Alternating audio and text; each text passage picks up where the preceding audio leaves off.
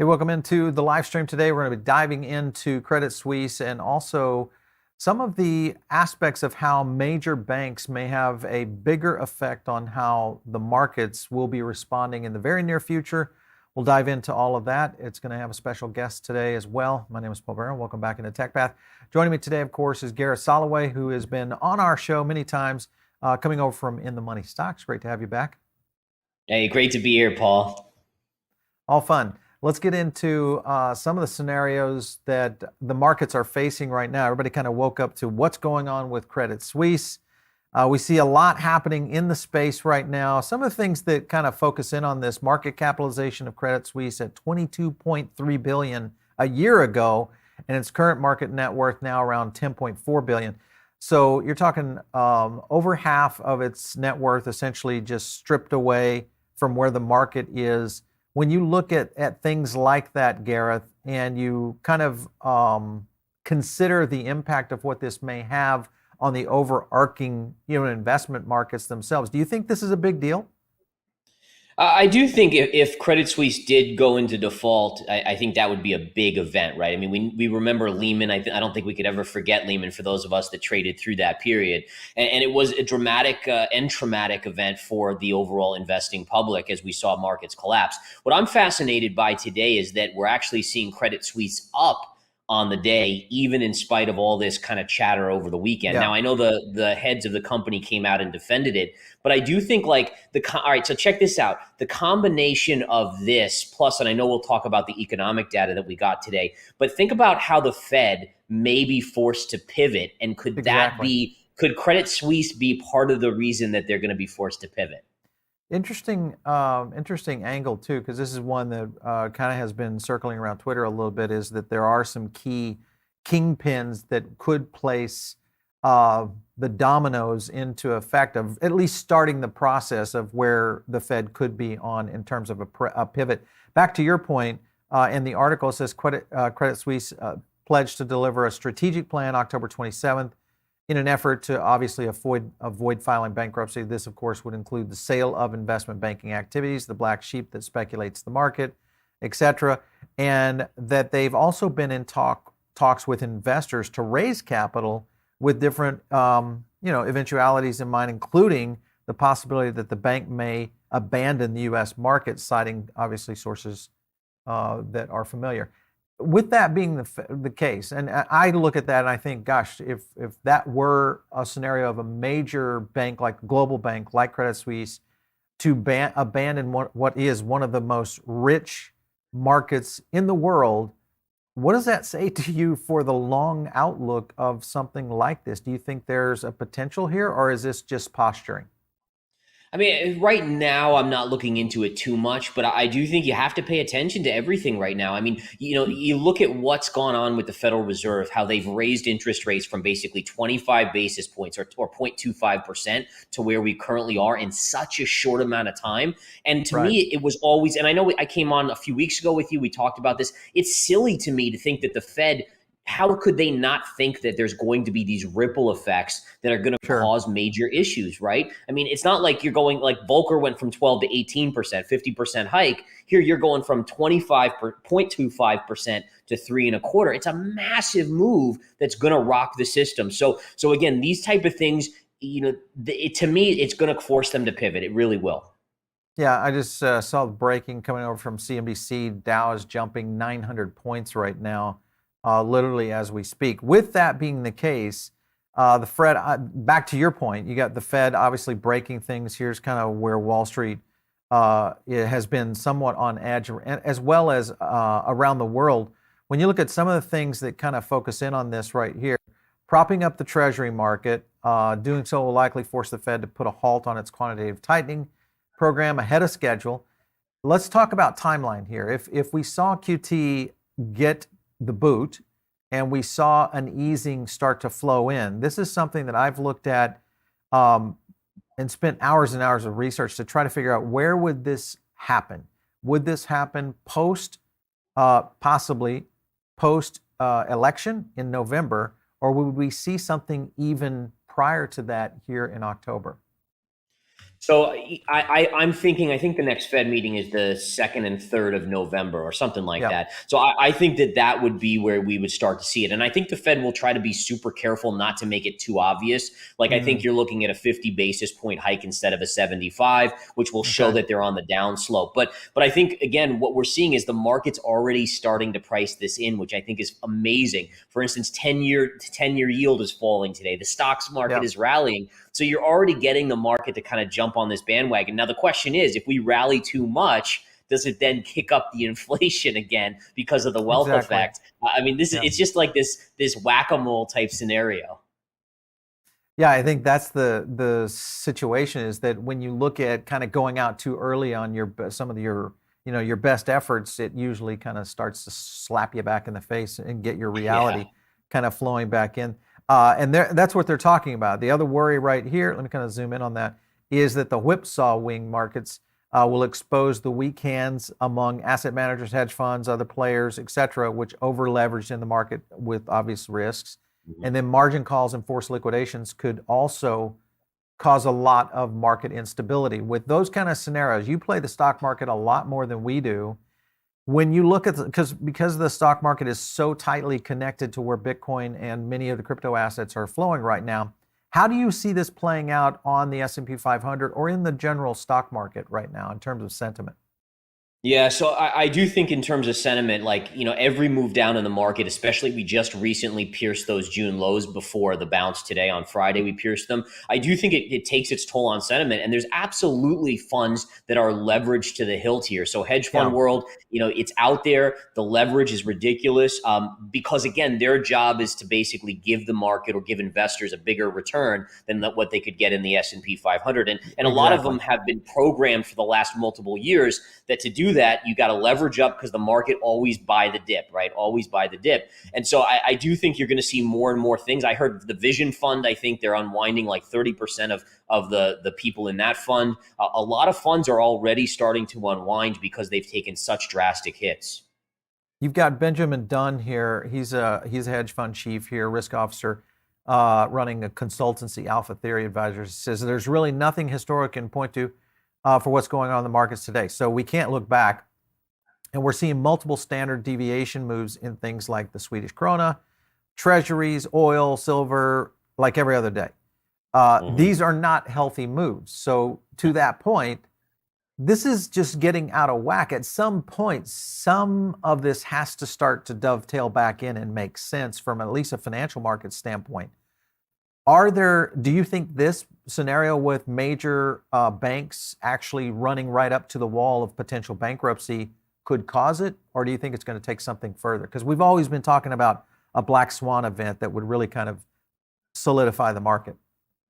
Yes, I would guess it's going to have to be a little bit more dramatic, but I think the dominoes are already in place. It's just, does it happen if like Credit Suisse did go under? Is that a domino that would start that chain Mm-hmm. reaction? And my guess is Right. it would. I mean, something of that nature, but I don't think the kind of the threats right now. And I really do think that the Fed is probably paying very close attention. We know that the central bank in the Bank of England last week was starting to get involved and stuff like that. So these central banks have to be fully aware. I'm sure they're Yeah. hearing from big hedge fund managers and big leaders out there about our currency are doing these crazy moves. This isn't healthy. I mean, look at the bond market, insane. And again, if you're in, where do you hide in this market when it's collapsing? Because you can't go to bonds, you can't go to stocks. Crypto's not really doing much. So it's a tough market out there. And I think you get these bear market rallies, but the train tracks have been laid at this point, and I don't think there's much getting away from it. Even a Fed pivot at this point, I think it's a short-term reprieve, and then we have more pain ahead. Yeah, that's the thing that I'm concerned about right now. You've got 30-year fixed mortgage rate now increasing to over 7%. This one is the one that we've been talking about on the show here for quite some time, is this lagging indicator around the potential crater of the housing market. This will most likely do it.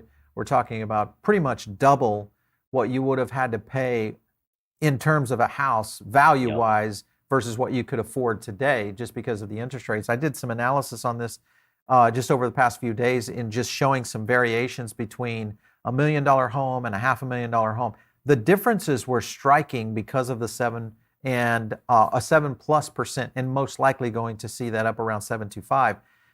in the coming months, that could really start to play into at least the American economy. You look at scenarios like what we're dealing with from an international perspective, all these kind of things kind of also point to your situation that you're kind of referring to, and that is maybe a contagion effect. So Yeah. let me play this out. You got Suisse, possibly Deutsche Bank, both on the ropes here for a minute. Let's say one of these or both get into a scenario where they do become insolvent. The contagion effect of that could be real, not only within Europe, but also possibly some very direct ties into the US banking ecosystem. If that were to happen, and I'm just painting out a true black swan event, because that is the Lehman event that people will in many cases refer to, what would be some of the key indicators you would be watching for from a market perspective to try to kind of time that out? Because there's going to be some buying opportunities and some selling opportunities. Yeah, so for me, and number one, you're 100% right on the housing market in terms of interest rates. And I think it's important for investors across the world to pay attention to mortgage rates because that was the wealth effect, right? You talk about COVID and everyone rushing to buy homes, interest rates were so low. Everything was, you bought a house and then in 6 months it was worth $100,000 more. Right. I mean, so it made people just feel so wealthy where they felt like they could go spend. So for me, it's consumer spending, right? We know the US economy runs on consumer spending, and we have to watch to see as people run out of money from that they saved during COVID, where does that spending come from, or does it really go to the sidelines? So I think those type of things, the jobs market is going to be super key. We have the jobs report on Friday. I expect it to show a solid slowing in the jobs market just based on the lagging effect, how we should have already seen it, but because it's lagging, it probably starts to show up. So like things like that are really what I'm looking for. Economic indicators, we saw the ISM today. That really is, you could argue, kick-started the rally that the Fed is going to have to pivot because it did weaken so much. Yeah, I think I look at it this way too, and this is something I get more and more just of the circle that I hang with. A lot of people talking about where investment potentially could play out. When you look at the situation right now, because there really is no safe place per se, that people are saying, okay, we've got some yields that are happening over here or over here. In those kind of scenarios, when you look at the dollar versus, say, something like a stable coin, in terms of the validity, and a lot of people are looking at just the value of what's happening with the franc, or excuse me, with the pound, and then also with the euro. All of that playing into the global perspective of the dollar pretty much being on somewhat of a tilt right now in terms of just a skyrocket. How are stablecoins playing into this? Do you think they're getting any activity whatsoever? Do you think we're going to see a little bit more of a market shift that way? Yeah, it's a good question on the stablecoin side. I mean, for me, I'm still very cautious with the stablecoins after what we saw with Terra Luna. I do worry that some of these stablecoins, there's not enough transparency. And for me as an investor with significant amounts of capital to distribute, it makes me very conservative about putting too much money in any one stablecoin. So, I mean, I think it's worth keeping an eye on. I would mention this, and this is going to the crypto side as well, is that if you saw last week, we saw the stock market really dropping heavily, right, into quarter end. The dollar had at one point been soaring. It started to pull back. But notice how Bitcoin did not have a fall, unlike what it did previously in the previous 6 weeks or month or 2 months, really. And if I could just throw out this concept here, is that I would almost wonder if people in the UK, people in various countries where they're seeing their currency get clobbered by the dollar, potentially had been saying, let me switch some of my assets out of these like pound and into Bitcoin because our currency is dropping so much, especially with the the Bank of England interjecting there and so forth. So I thought that was very interesting how you kind of saw this divergence where Bitcoin always was going down with the stock market and down when the dollar would go up. All of a sudden, it didn't do that. And it came right as these currencies were getting clobbered. Yeah, to your point, UN calls on Fed, other central banks, obviously, to halt the interest rate increases and essentially kind of enter into a potential alternative there for at least Europe to kind of slow the mechanism and really kind of get into that. Do you think this will have any real effect in Europe right now with the other macro scenarios that are playing out, not only financial, both falling currencies, situation on energy, a European war, all these kind of things still are resident. The only thing that could happen is maybe a little bit of slowing from interest rates, which might have a small effect on their double-digit, inflation rates. What are your thoughts with that? Yeah. And I do think that that is a likely outcome here. And I think this all comes back to the Fed. The Fed's been the leader in hiking rates. I think you see Europe looking to the US and the Federal Reserve and saying, hey guys, could you slow it down just a little bit? Because we're Yeah. already in a lot of pain. And it's important to recognize that even though you have these different central banks, the Japanese central bank, the US, and so forth, everything is so interconnected in this day and age that the Fed can't do what they do and not have an impact on Europe, right? So you have to believe, and hopefully they are talking, and hopefully it's not, I don't think we're at a point where it's every man for themselves, you know how they say it, where it's like the US is like, screw you guys and this and that. I got to believe that they are communicating, and I do think it adds credence to a Fed pivot. And again, the Fed pivot could be something as much as, hey guys, we're going to just do 50, then 25, and then wait 3 months and see where we are. But that's anything like that would be a positive for the globe, basically. Yeah, for sure. I would agree with that. To that point, Fed Chair obviously made the amply clear last week when the central bank projected its benchmark rate hitting 4.4 by end of year. There will very likely be some softening of labor markets. So he's already kind of picked it out that labor is going to come in soft. They are forecasting unemployment rate to rise to 4.4. Next year from 3.7 today. That would be pretty significant if this is undershot and we see a 5 to 6% labor market in terms of unemployment. What do you think that does to a recession for next year? Oh, I would be shocked if we weren't we could already be entering into a recession, but I mean, if you get the unemployment rate to go up to 5 or 6%, then you got to think we're in a recession. And just from the aspect of home prices collapsing back down, I mean, think of all these people that bought homes in the last couple years, and if they start going negative in terms of their value versus what their loan is, I mean, that's a game changer to their mentality, right? Their psychology about, can I go out and buy a new car? What about a new fridge? What about a new TV? All of these things making people pull back and saying, wait a minute. In fact, it's very reminiscent of, obviously, to the extreme of what happened in 07 going into 08 and 09. But yeah, I think we would be in a recession for sure.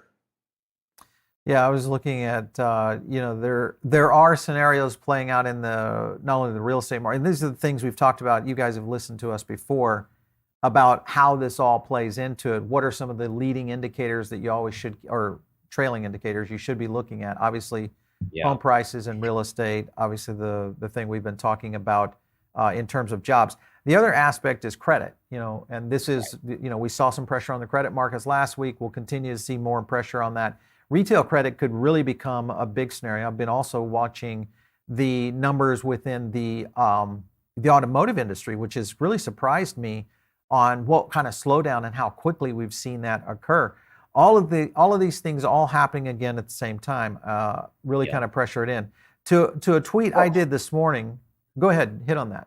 Oh, I was just going to say, and I mean, just think about buying a car. I mean, over the last 5 years, you could usually get a loan for 0%, right? It was 0%, or at worst case, it was like 1%. And now, I mean, think about all those people that are going in, and they, most people can't buy in cash, especially with car prices. And now they're all of a sudden, having to pay quite a higher interest rate there as well. So it's across the board. And I think, not to poke much fun at the Fed, and it's almost not funny, but I could see us getting into a recession per your last point, and then the Fed will be like, oh, but it's a transitory recession. We'll be out of it in 6 months. And then here we are, we'll be there 3 years later. And I mean, it's funny, but it's not funny, but you guys get my drift there.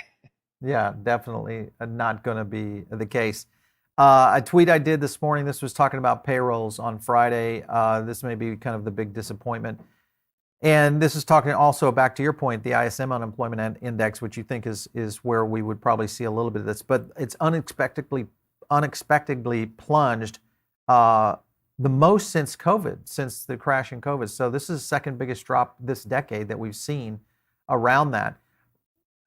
How long of effect do you feel this is going to have with these declining numbers, especially in reference to the ISM? I think it's going to take a while. I mean, for me, the economic numbers, you'd have them artificially pumped up for so long at this point due to quantitative easing, due to stimulus from the government. So, I mean, think about just keep blowing up a balloon, blowing that up bigger and bigger, and eventually it pops. And in fact, the Fed has popped it by starting to do QT and obviously hiking rates. And so I think the economic numbers are going to be, it's going to take us a year to bottom out at minimum before we see that. And my big fear, and I think we talked about this last time, is that I'm not sure unless inflation somehow miraculously comes back to 2% or under, I don't see how the Fed will be back to printing us out of that next recession. And so I actually have projections that could have us in a recession, or at least in a sideways kind of dull kind of environment for years to come. Very crazy. I was looking at the data in the week ahead. We got the S&P came out today. We had the construction spending, ISM, total vehicle sales. All durable goods comes in tomorrow. We've got factory orders coming in tomorrow. JOLTS job openings, the MBA, which is the mortgage applications numbers that most likely we'll see some big changes in. There's a lot happening this week, initial job claims, as well as the change in the non-farm payrolls. I don't know that necessarily what a big deal, but wholesale inventories, that's another thing. Inventories continue to what was a problem with supply chain side. Now we're looking at maybe a demand side to where inventories could be at some pretty striking numbers in terms of high inventories, hence possibly a quick reaction from the retailers moving into the space. We may see some really interesting deals this holiday season. What do you think?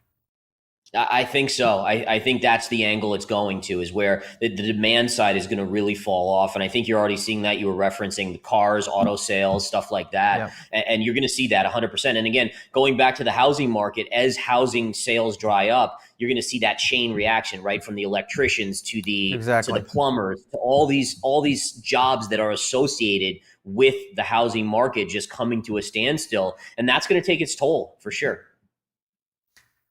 Gareth, I want to jump over to Bitcoin and the chart. So this is an angle right here that is looking at potentially a green October. And their theory is that if Bitcoin closes the week above support, are we in for a green October? And there's some numbers that they're kind of pointing to right now, which is consolidating in the 18.8 to around the 24.3 range. What are your thoughts on how your charts play out for October right now on Bitcoin? Yeah, so I'm actually relatively optimistic on Bitcoin right now. I'll pump up my chart here so we can take a look. And what you basically have is this beautiful wedge pattern connecting the lows to the highs here as well. And you can see that we're coming to a head. So what this tells me, when you come to a wedge pattern head, it means you're either going to have a breakout or a breakdown. I think with the dollar potentially topping and the Fed potentially at a pivot point, the short-term pressure is more likely to the upside. So I actually think you'll test this high-end range here.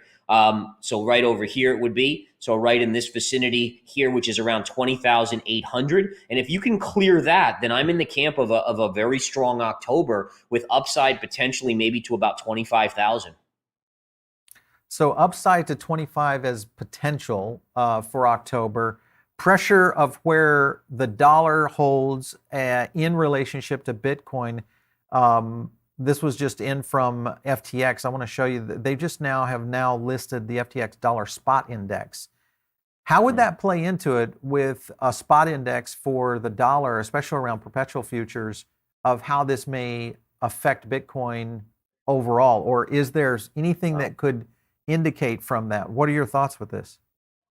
I mean, to be honest, that's a little outside of my knowledge base, but I would think it's a positive. Anything you're adding in any way to trade with the US dollar and so forth, I would think it would give people more opportunities to get involved. And so I would assume it would be good, but I'm not sure how much of an overall impact it will have overall. Well, especially if we continue to see the dollar on a slide, depending on how that fares against some of the other, international securities or international when we look at the position right now with what's happening, especially around the pound and the euro, which actually the pound, of course, came off the floor a bit. We're starting to see that correct a bit, obviously because of some of those situations that are being done in Europe right now. So I'm intrigued with where all of this is playing into it. What's amazing to me is the connection between all of these markets now. I don't know if I'm sure you've been around long enough to understand some of the trade mechanisms that we've seen both here in the United States and abroad. For most part, in the past, those markets were almost running not necessarily, interconnected like they are. They had simultaneous situations, but often unique and different. Do you think those connections are starting to come into a much more global financial market than ever before? Yeah, I do think so. I think the interconnection of trade, we know the supply chain, right? Now, interestingly enough, we've seen with semiconductors how a lot of countries are now saying, "Hey, listen, we can't be reliant on China or this country Right. for our semiconductors, so let's build out our own." But that just shows you how interconnected it is, and I continue to believe that it'll be more and more interconnected in the future. So with currencies, with trade, with everything like that, it is so interconnected. Where we're seeing even with Russia and energy, right? Think about that and the impact on Europe as a whole. So it Hmm. is a global environment, and what it means is that if the U.S. falters, the rest of the world generally will. Yeah. Make sure you guys hit the like button if you guys love to see Gareth on the show. We always love to kind of get a feedback. Of course, we got to keep getting him back to the show. But it's easy to do, guys. It does help kind of get the algorithm going out there. Appreciate it. And for many people that are trying to learn about not only crypto, but just in general and investing in understanding this, getting education out there is such a critical component of how it grows. Let's talk about Ethereum a little bit, Gareth, because there's some things happening here around Ethereum. You've got Ethereum seeing a surge in the number of new addresses. So there's a possibility here where we may see some movement on Ethereum as well. So new active wallet addresses climb to an all-time high. ETH also seeing a spike in terms of social media engagements and mentions. This is something we track often within our own sentiment data. And then price was up slightly overall. And I think I just saw the chart on it. It looks like it's moving a little bit. Where are you seeing ETH in the month of October right now? So number one, with the most addressers or adding the new active addresses, I'm assuming that has something to do with the merge. Probably the excitement around the Yes. merge got people really involved. So that's number one. That's always good, right? The more people involved, the better. Doesn't mean price is going to go up near term, but I think longer term that is a bullish sign. And if we take a look at the chart here, what we can see is that Ethereum is kind of hugging this lower trend line, and you got this same sort of wedge pattern. It's a little bit of a different shape than the Bitcoin one, but nonetheless, you're hugging this line here, and you want to see Ethereum hold this 1260 level right here. Yeah. If it can attack the upside and break out, you got an easy upside target of around 2000 again. And again, for me, it's the 2000 level is going to be tricky because you also have the daily 200 moving average up there. But that would be kind of my near-term best up case scenario before maybe some more downside. Interesting. Okay. So October could get to be a little bit dicey in terms of where the plays are right now, especially if you're trying to do swing trades or something of that nature. Yeah. For those that are looking at the strategy, again, not financial advice here, guys. We're just giving you hopefully some understanding and some insights on our own opinions and how we play the market. But Gareth, when you look at October, and I'm just kind of pacing this out, things that we will see occur, obviously we'll see an FOMC in November, possibly another rate increase. Obviously, we see a political landscape start to get active within October and November. And this rolls into now what could be a real big issue, and that is the earnings and some of the fundamentals of the major companies as they start to close out the year. Because this is a bigger factor that I think is going to play into this, is that we may see some balance sheets really take a big hit in Q4 and that have a bigger effect. How does that, because likelihood is we'll start to get those indicators in December. Do you think December, because this is the date that I'm kind of looking to as a potential for a softer pivot from the Fed, in reference being December. How do the next 3 months really play out for you in terms of the months that you're watching for significant outcomes? So I think number one, October is going to be a really intriguing month. And the way I could see it playing is in the near term, we're getting this relief. We got some weaker economic data. If the jobs number comes back out a little bit lighter as well, maybe you get a continuation into next week. But then I am concerned about earnings, right? I mean, we've heard from FedEx recently. We've heard from Nike recently. I mean, there are so many nasty warnings going on that I am concerned about earnings season coming in. Yes, stocks have taken a hit, so I think the expectations are lower at this point, but I do think for the most part, they're not low enough just yet. And I think, again, the Fed hopefully is listening to what these CEOs and these conference calls are saying, because I do think it also is a big player into whether or not they pivot. Yeah. That's going to, I think, play into it in a big way. I am concerned about that. Q4 has always been the target for me that kind of sets the tone for what we're going to see in all of 2023 because of the kind of this ramp of all these, global economic and obviously even social to a certain extent activities that are happening around the marketplace. So a big one. Robert Kiyosaki, I don't know if you follow Robert. I think maybe you've listened to a little bit. He's kind of a doomsdayer out there, but he is talking about Bitcoin finally is getting into a buying opportunity territory as the US dollar obviously being on the surge here recently. When you look at his theory behind this, let me kind of go to one of his points right here. It says, will the US dollar follow the English pound? He thinks it will, and he thinks that the dollar is going to crash by January. This is just 3 months away. And that's after a Fed pivot. What are your thoughts on that one? That's a big statement from Kiyosaki. He makes a lot of those. He gets a lot of headlines making some of these crazy. Listen, I will say this. Eventually, he will be right. I'm not sure if I agree on the. Yeah, right. So listen, I mean, yes, I agree. Down the line, at some point, the dollar will collapse. I think the dollar, in fact, let me show you guys this chart of the DXY real quick here. I want to just show you guys this because this went right into the perfect analysis of what I was talking about. So, look at this surge up in the dollar and then look at where it halted. And all you have to do is really just draw a trend line, and it gave you where the dollar was going to pull back from. But at the same respect, you have to understand that the dollar still has a lot of downside support. And what we can do is basically draw a trend line here as well. And so, yes, I think the dollar is going to pull back here, but this line here would be the bigger break point. But even if that happens, I mean, currencies don't go from being the reserve currency of the world to collapsing overnight, right? I mean, it doesn't work that way. I've seen fast things, but I haven't seen that one. Right. Like Rome's deterioration happened over hundreds of years until it, was no longer the superpower, just like most superpowers have. So I think it's important to recognize that it's great for headlines. And I do think the dollar eventually is no longer the reserve currency. But to say, it's going to collapse. What's the trigger for that? If the Fed is printing again, so is every other major, economy in the world. The ECB would be doing that. So would the Bank of, so it's tricky, long term, I just love gold. Gareth, okay, you just said something kind of passingly, but was a big statement right there. I don't think the dollar is going to be the reserve currency. Explain that a little bit further. Where do you see this going in the next few years?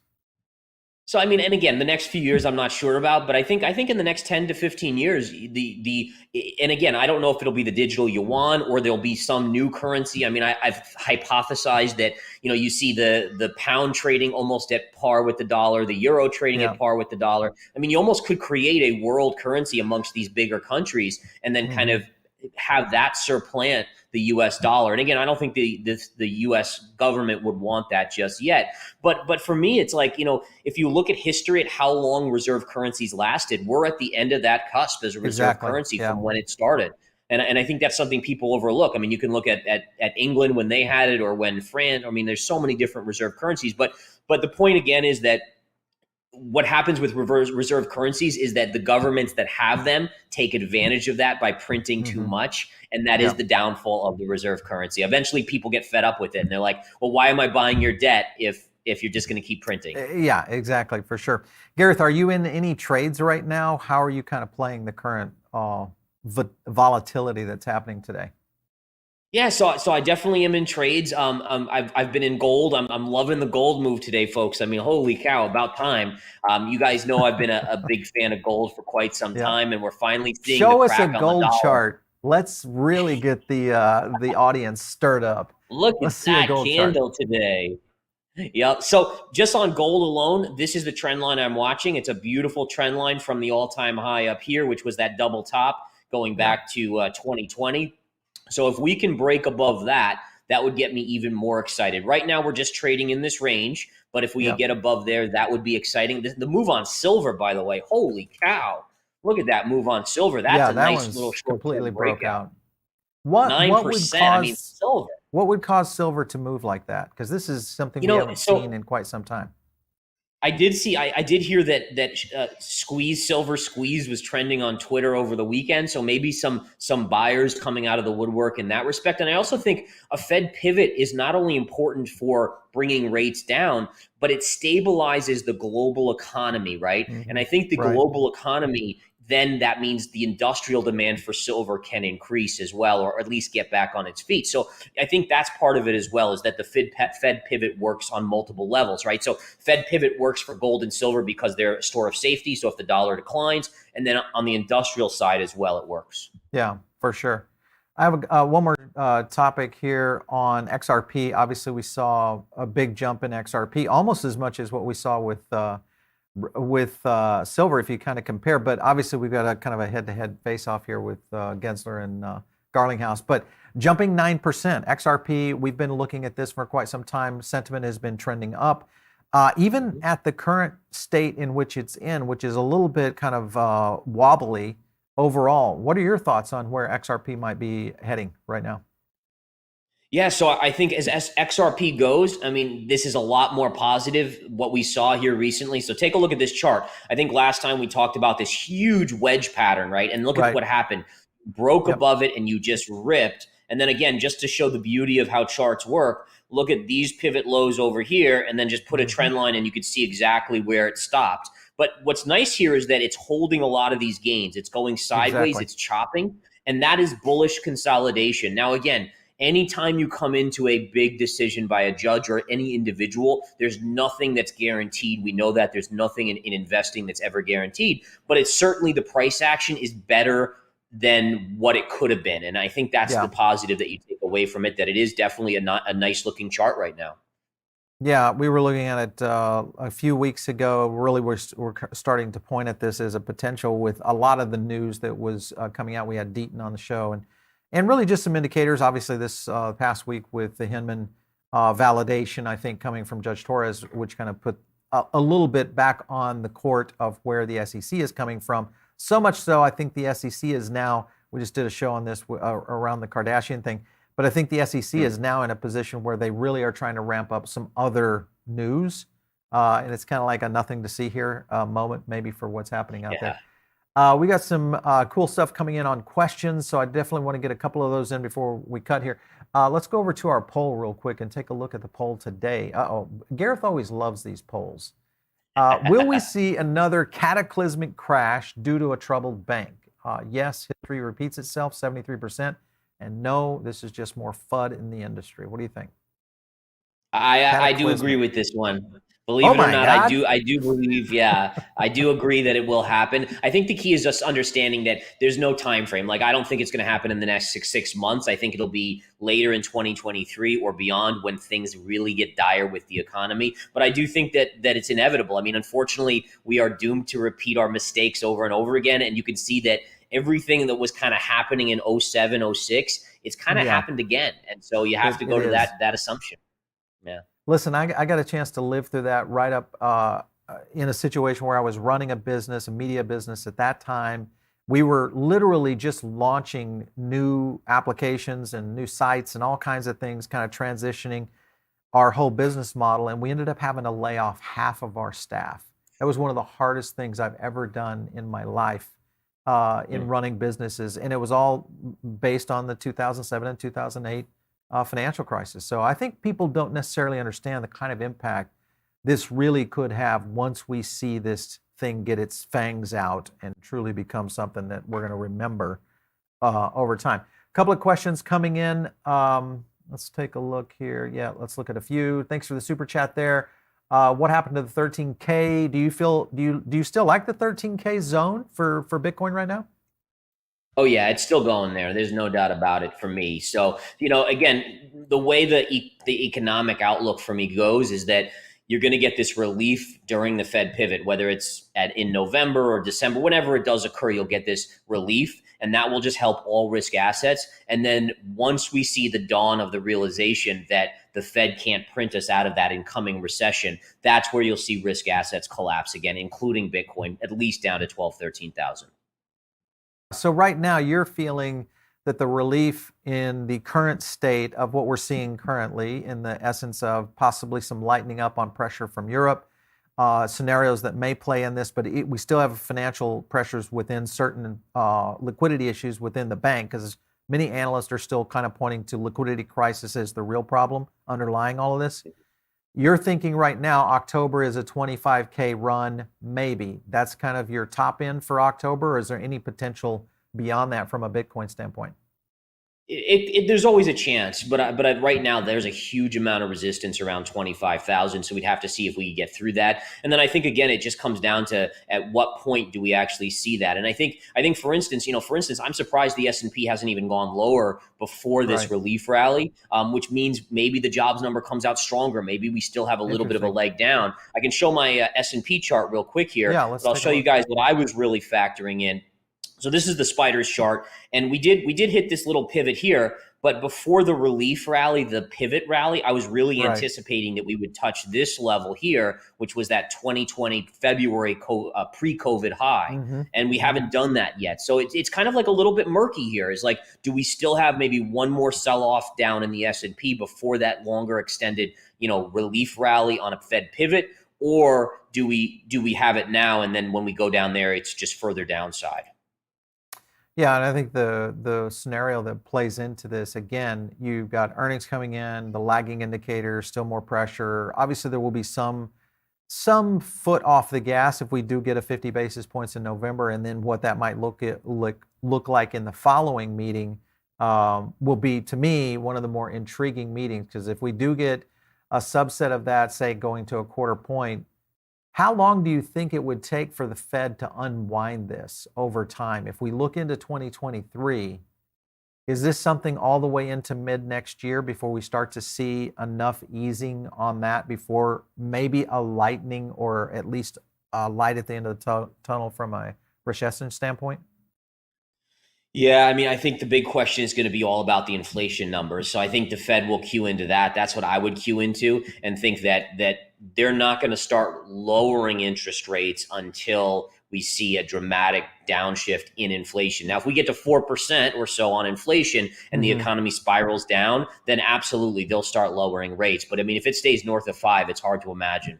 But I do think, by the way, it's going to come down. It's just right now you have these kind of longer term like wage increases that are keeping it up. But I mean, we've seen housing materials, gold. I mean, every commodity has basically come in. Well, and my angle is this, if you think about how quickly we've pushed to this point, really it's about a year when the Fed should have reacted a little bit earlier last year. Should have been, 6 months ahead of ourselves here versus where we are right now. And the scenario that plays out in this is going to be the speed in which the markets react. Because if you get supply side or demand side really starting to become imbalanced, I think from a demand side, if pricing pressure just goes away and we start to see real impact on supply chain side and inventories continue to rise, that's going to create some pretty significant changes in the dynamic around inflation. Cars obviously being a big part of that, and fuel most likely, which all, again, are trickle-down effects on what we're talking about here. All right, so more information coming in. I know you don't cover Solana much, but when you look at some of the altcoins right now, we've been tracking these. Solana had their outage over the past couple of days. Again, another outage. And those always have kind of an effect on it, but at the same time, we've seen some pretty good moves on some of these altcoins. What are your thoughts on some of these altcoins? I know you don't trade in them, but I'm just kind of curious. Yeah, no, I do. I kind of dabble occasionally in Solana, Avalanche, and a few of these other ones. And so I mean, the one thing I would say is, looking at the chart itself, there's a kind of a defined trend line right here that we're banging up against, right? So we're right into this little thing. So the idea here is Solana could actually have a nice little run, but it needs to get up out of this kind of this trend line that's downsloping right here. If that happens, I think you got upside to 38, 39 bucks pretty quickly. And then, there's always the offshoot chance that you could get up to 47. I mean, that would be a big risk on rally to get there, but that would be something that I would pay attention to. And I think the same goes for a lot of these cryptos. A lot of them have this kind of wedge pattern that Bitcoin does. And I think if Bitcoin can break out, you'll see risk on in the crypto sector. You'll see people talking about the big moves, and that'll draw in a lot more investors as well. I have just one last question, and this is more for a general audience because we have a lot of questions around this. You and I kind of touched on this in reference to stablecoin versus cash being held in the banks. We've seen different scenarios play out within this. We talked about this last week with a move by Robinhood to try to entice basically account holders to put money in for their investment account, paying 3%. When you balance this all out, Gareth, right now, is there a safe position out there? Anybody that's under 250, you're pretty much safe inside an FDIC insured account. So that, or an SIPC if you're inside an investment account. Those are pretty much, I feel like, a very safe haven. Any other plays that you're looking at from a digital currency aspect or a digital assets aspect that you would say, okay, I might, this might just be something I would want to look at to kind of weigh out the playing field in terms of my exposure? Any area? Would it just be Bitcoin and Ethereum? As of now, yes, because again, I'm just not 100% sure on the technology of some of these other ones. I don't know enough about it. But I think those would be the ones that I'd feel comfortable in this environment, and then looking to keep an eye on what emerges as the leaders going forward. And then obviously outside of the digital realm, you're looking at like gold would be a protection place to go. And again, if you weren't in gold in US dollars, but in yen or in euros, you're doing amazingly well this year. And even gold is only down 5% on the year. So I think you just have to kind of look at these assets that are somewhat recession proof if you can. And again, I think that's where you want to kind of hide right now. Doesn't mean you can't be in and out of some stocks as well, because we know that bear market rallies can be awesome, but you got to be careful on your timing, obviously. Yeah. Well, 900 point run here just today on the S&P. So yeah, definitely some moves for sure. Lots happening, you guys. Thanks so much for jumping in. And of course, Gareth, always love to have you. And if you guys have not checked out In the Money Stocks, make sure and check them out. Just go to inthemoneystocks.com. Easy to find Gareth out there on social media. He does a great job on Twitter as well. So follow him there. Thanks again, Gareth. We appreciate it. Thank you, Paul. Take care. You bet. All right. So you guys are tuned in maybe over on the podcast side of things right now. Jump in over here to the YouTube channel. This is where you get a chance to catch Gareth's charts. A lot of our breakdowns, especially when we get into the macroeconomic forefront of how this affects the crypto markets and maybe the traditional investing markets, along with other aspects of investments. The idea behind our show is really just to hopefully put you guys in the right direction on building your wealth. So all you have to do is add a 0 to your net worth this time around. You're going to get a chance to maybe see 5 or 6 of these times in your life. And what I'm talking about is times that we're living through right now. The potential for you to maybe get in at one of the best sales. Unfortunately, a lot of people have lost a lot of wealth over the past 18 months. We're going to continue to see, I think, that move on. But I think it's going to open up some very opportune scenarios. And again, if you're young, you're going to play these out maybe 4 or 5 times, and you'll get a chance to be an old timer like me and say, hey, I had a chance to live through those. So I kind of see the signs. But if you're maybe a little bit older and really kind of understanding, this might be one of the few opportunities left. And I think digital currency, crypto and all that is playing in at the right time. So interesting stuff. If you guys want to reach me, it is out there on Twitter @Paul Barron. We'll catch you next time right here on TechPath.